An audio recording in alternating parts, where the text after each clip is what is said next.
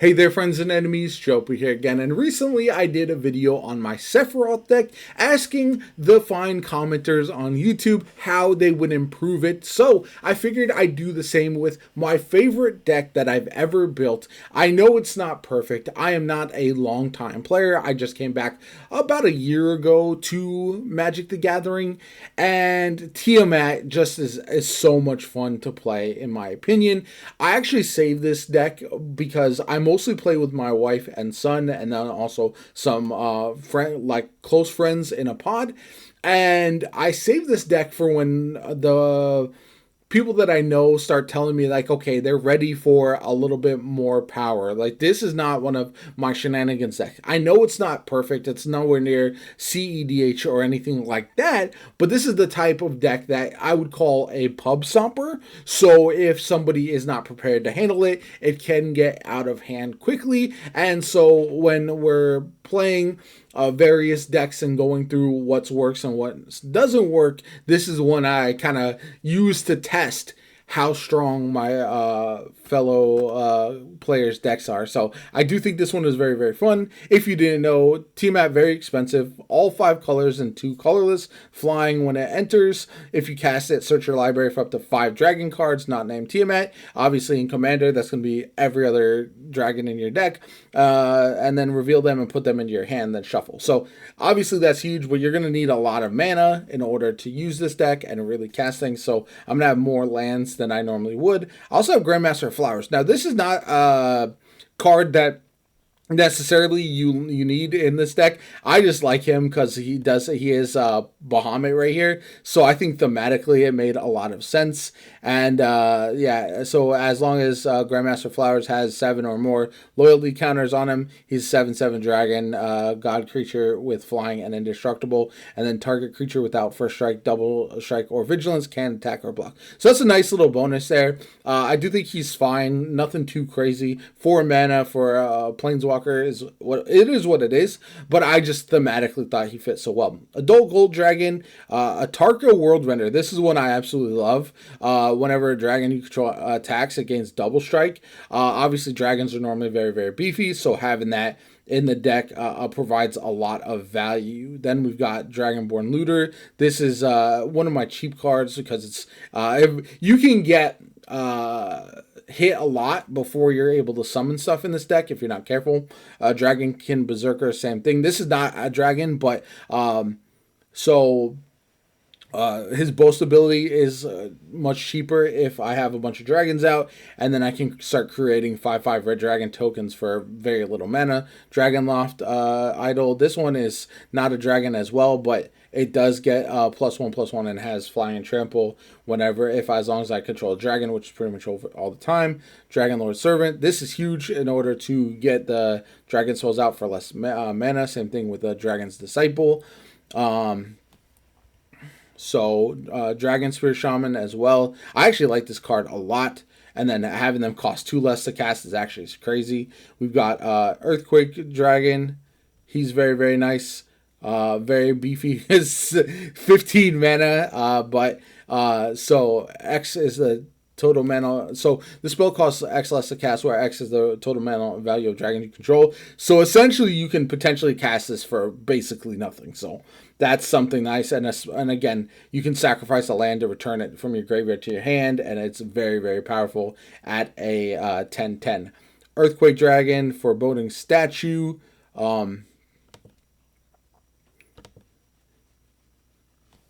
Yeah, this one's kind of nice for adding more mana. I have a lot of ways to add mana as well in this. Ganex. So just treasure tokens are absolutely massive for this one. Lathless. And again, more 5/5 dragon tokens. Again, you can see how this gets kind of crazy. Lothaz. Whenever you cast a dragon spell, it deals damage equal to that spell's mana value to a target that isn't a commander. And that, again, can accelerate. Miram. So Miram is very nice. Because whenever another non-token dragon enters the battlefield under your control, create a token that's copy, except it isn't legendary if the dragon is legendary. So doing that a lot. Minion of the Mighty. We've got Nagi the Draco Zealot. You can see here I have a lot of options that allow dragons to be cost for less to cast. Agnes, whenever a creature you control with haste attacks, create a tapped treasure token. We can get haste fairly easily. Old Gnawbone, this guy is a beefer, and whenever a creature you control deals damage to a player, create that many treasure tokens. Again, can get out of hand. Same thing with this. When it enters the battlefield, create 2 treasure tokens. The Rapacious Dragon. So I'm trying to accelerate my mana as much as possible in order to get as many dragons out as quickly as I can. Sarkhan, I think, is pretty solid as well. Scaled Nurturer, this is another small one, but again, a little mana rock there. Stunt Double, which again, you may have Stunt Double enter the battlefield as a copy of any creature on the battlefield. And again, do that with a dragon, very, very nice. Summon Bahamut, again, thematically just fits, maybe a little bit overkill, but I do like that. Thraxus the Butcher, whenever it attacks, double the power of each dragon you control until end of turn. You can see how the scaling would be kind of ridiculous with this if you're not careful. Arwen's Gift, to scry, again, I want to be drawing cards. Blaze, which is nice because you're going to have a ton of mana. If you're not casting a dragon, you might as well cast a big spell. Farseek, get some lands into play. We got Betrayal, the Vault. Target creature you control deals damage equal to its power to up to 2 other creatures. Again, very expensive card, but we should have plenty of mana. Breath of the Weapon, dealing 2 damage to each non-dragon creature. You got to be careful with some of your guys who are not dragons, but overall that should be mostly effective. By the time you use this as well, you're hopeful that either you don't have any non-dragons on the field, or you have so many big creatures on the battlefield that it won't matter. And if someone goes wide and they have a lot of like token creatures to try to block, you can get rid of them all in one shot. Clear Shot, Deadly Dispute, I think, is a nice card for this one. Again, anytime you can create treasure tokens, very nice. Draconic Lore, more card draw is absolutely huge. Dragon's Fire, Fake Your Own Death. I think this card works well, again, because you're creating the treasure token, and then also when this creature dies, return to the battlefield tapped under your owner's control. So having these big beefy dragons come back is very, very nice. Family Reunion. Hexproof is very nice because a lot of removal will be cast at your dragons more often than not. We got Flick a Coin, Gaia's Might, Negate for a simple counterspell. Precognitive Perception, more card draw, Repulse, to get rid of creatures, especially if they're able to block you. Slice from Shadows. This is essentially a creature removal, but it's -X/-X. So again, you should have plenty of mana. Valor Stance, which is nice because it can give a creature indestructible or destroy an enemy creature. Lots of card draw here, lots of mana. Rocks here with Arcane Signet. We got Atarka. This is, again, more mana, but it also can become a dragon if you need extras. Boros Signet, Commander Sphere, Dragon Arch, so you can put multicolored creatures from your hand onto the battlefield. This works very well if you summon Tiamat, and the next turn you only have enough to summon 1 dragon, plus you can use this ability for 2 mana and bring out another dragon as well. Dragonstorm Globe, this is going to give you mana and give +1/+1 counters to your dragon. Jade and the Lapis Orb of Dragonkind, because again, you're mostly casting dragons, so that's very nice. Silgmar Monument as well, and then the Soul Ring finally. So then we go on enchantments. Crucible Fire, this is huge. Dragon creatures get +3/+3. Kind of overkill. Draco Genesis, Dragon Claws. You may cast dragon spells without paying their mana cost. Again, very expensive, but you should have plenty of mana to do so. And if somebody doesn't remove this, then essentially you're just you just win the game. Dragon Tempest. This is also very, very powerful, so deals a bunch of damage very quickly. Grasp of Fate. So this is going to allow you to exit permanents. Again, you don't need permanent removal in many cases. Just having some temporary removal can be very nice because it allows you to hit with your big creatures and not get delayed and kind of end the game quickly, especially if you're able to hit one enemy for a big Tiamat hit with a bunch of damage, get that commander damage there. Most Wanted, When enchanted creature dies, create 2 treasure tokens. Again, you want to pump as much mana here as possible. Utopia Sprawl. You're not going to have a lot of forests, so this is one I probably will remove. But again, just wanted more mana. And this is where, again, I think I'm going to change some things. So I have 5 forests and 7 mountains, but I'm probably going to go 4 for like of every mana type, and then add some multicolored manas.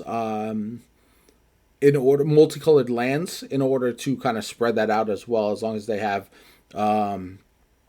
mostly mountains in them, because I do have a lot more red than anything in this. So we got Is It Boiled Works, Jungle Shrine, Maelstrom of the Spirit Dragon. We've got the Mystic Monastery, Obscure Storefront, Opulent Palace, Shimmering Grotto, Shire Trace, Simic Growth Chamber, Temple of the Dragon Queen, and then Terramorphic Expanse, Thriving Bluff, and then Thriving Isle. Again, I want as much diversity of mana as possible, so again, I'm going to change it around. I haven't really tinkered with the mana in this deck in quite some time, and I probably have a lot more dual lands that I'll be able to use, so I'll probably toss those into this going forward. But I'd love to hear from you guys on what changes you would make. What cards you think I should remove from the deck, what cards I should add. Now, I'm not looking to add a bunch of expensive cards. All of the cards here, like Tiamat, like Old Gnawbone, I have pulled from packs.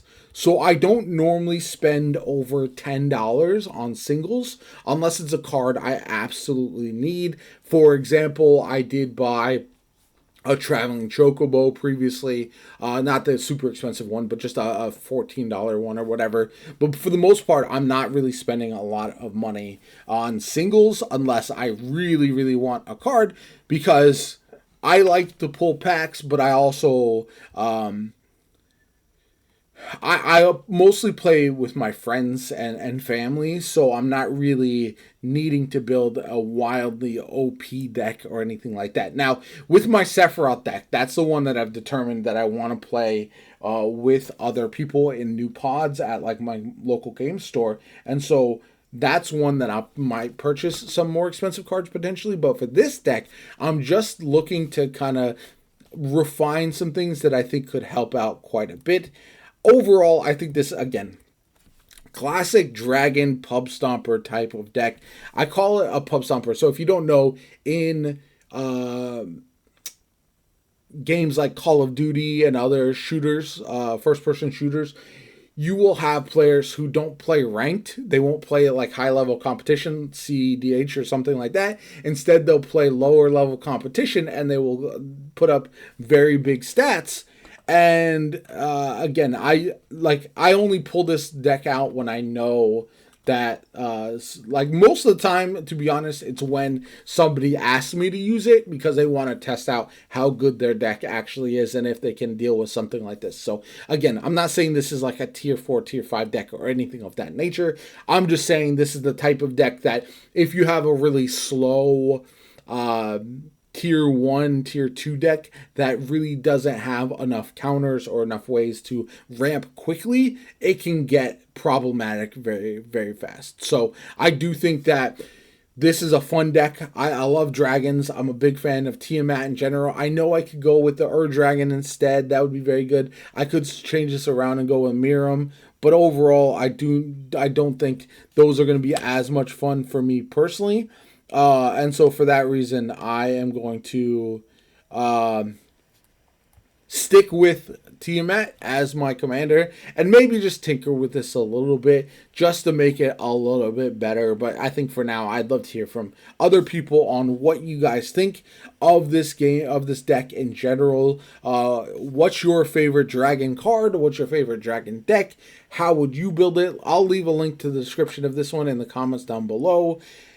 And yeah, this is the kind of deck I build at home. As I pull new cards, I will add new cards to it. But also, if there's anything that's relatively inexpensive that is a must-have for Dragon decks, I'd love to toss it in there as well. Anyway, let me know what you guys think. Comment down below. Like the video as always. Comment, subscribe. Have a good one, and I'll catch you all later.